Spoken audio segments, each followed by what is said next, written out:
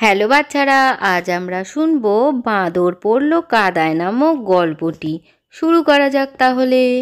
কোনো এক জঙ্গলের একটি বড় গাছে মিঠু নামে একটি টিয়া পাখি থাকতো।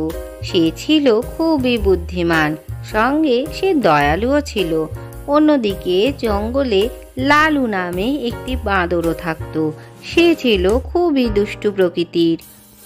লালু সব সময় এক গাছ থেকে অন্য গাছে লাফিয়ে বেড়াতো, আর কখনো কখনো সে আম গাছ থেকে নিজে নিজেই আম পেড়ে খেত। সে আম খুবই ভালোবাসতো। জঙ্গলের অন্যান্য প্রাণীদেরও সে মাঝে মাঝেই খুবই বিরক্ত করত।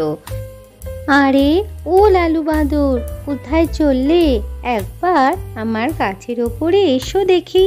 লালু গাছের ওপরে উঠে দেখে সেখানে মিঠু অনেক আম একসাথে জড়ো করেছে। আরে লালু, দেখো আমি এখানে কত আম একসাথে জড়ো করেছি। তবে এই আম শুধু তুমি একা খাবে না, জঙ্গলের সমস্ত পশু পাখিরাই যাতে এই ফল খেতে পারে তাই এই ব্যবস্থা। আরে ঠিক আছে মিঠু, তুমি জমিয়েছ তো খুব ভালো করেছো, কিন্তু এই আম শুধু আমি খাবো, জঙ্গলের আর কাউকে দেওয়ার কোনো প্রয়োজন নেই। না লালু, আমি জঙ্গলের সমস্ত পশু পাখিদের জন্যই এটা এনেছি, তুমি এখান থেকে একটাই খেতে পারো। এরপর লালু মিঠুর কথা মতো একটাই আম খায়, কিন্তু সে মনে মনে ভাবতে থাকে কি করে এই সমস্ত আমগুলো সে একাই নিতে পারবে। একদিন মিঠু যখন রাত্রে ঘুমিয়ে পড়ে, লালু চুপি চুপি এসে সমস্ত আম নিয়ে পালিয়ে যায়। মিঠু সকালে ঘুম থেকে উঠে দেখে সেখানে আম নেই। তার বন্ধুদের সে সেখানেই ডেকে পাঠায়।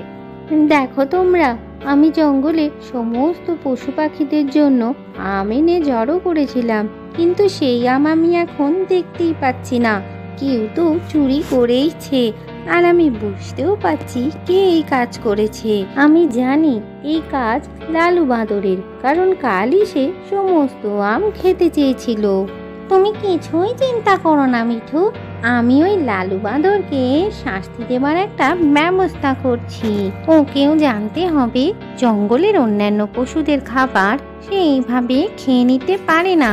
একদিন যখন লালু গাছের নিচে দাঁড়িয়ে বিশ্রাম নেয়, তখনই সেখানে লাল টুনি পাখি এসে হাজির হয় আর লালুকে বলে, শোনো লালু, আমি জঙ্গলের মধ্যে এক জায়গায় খুব ভালো আমের গাছ দেখেছি। তুমি যাও, সেখানে গেলেই তুমি খুব ভালো আম পাবে। আরে ঠিক আছে, সে জঙ্গলের যেখানেই আম পাকুক না কেন, আমি ঠিক খুঁজে নিতে পারবো, তোমাকে আর বলে দিতে হবে না, আমি এক্ষুনি যাই। এরপরে লালু হাঁটতে হাঁটতে সেই আমের সন্ধানে সেখানে যেতে থাকে। কিছুক্ষণ বাদেই সে জঙ্গলের সেই জায়গায় পৌঁছে যায়, কিন্তু সামনে একটি কাদা থাকায় সেদিকে সে কোনোভাবেই লক্ষ্য করে না, আর এক লাফ দিয়ে গাছের কাছে যেতে গিয়ে সে কাদার মধ্যে ঢুকে যায়। তখনই সেখানে মিঠু আর লালটুনি পাখিও এসে হাজির হয়। শোনো লালু, তোমাকে আমি শিক্ষা দেওয়ার জন্যই এখানে পাঠিয়েছিলাম। তুমি কাল রাত্রে মিঠুর বাসা থেকে সমস্ত আম চুরি করে খেয়েছো, তাই আজ তোমায় শাস্তি দেওয়ার জন্য আমি এখানে ডেকেছিলাম। অন্যের খাবার তুমি এভাবে কখনোই নিয়ে নিতে পারো না, না বলে। হ্যাঁ লালু, তুমি একদমই ঠিক কাজ করনি। ওই আমগুলো চুরি করে আমি তোমায় কালকেই বলেছিলাম, ওই সব আমে কিন্তু এই জঙ্গলের সবার অধিকার আছে। আমি খুব অন্যায় করেছি, আমাকে তোমরা ক্ষমা করে দাও। আমি আর কোনোদিনও এরকম করব না। আমাকে এই কাঁদা থেকে বার করার ব্যবস্থা করো তোমরা। এরপরই মিঠু আর লালটুনি পাখি মিলে একটি বড় গাছের ডাল এনে লালুর সামনে ফেলে দেয়, আর সে সেই ডাল ধরে ওপরে উঠে আসে। তোমাদের দুজনকে অনেক ধন্যবাদ আমার জীবন বাঁচানোর জন্য। আমি তোমাদের কথা দিচ্ছি, এরকম কাজ আর আমি কোনোদিনও করব না। ঠিক আছে লালু, তুমি তোমার নিজের ভুল বুঝতে পেরেছো, এতেই আমরা খুশি। চলো এবার আমরা সবাই একসাথে মিলেমিশে থাকি।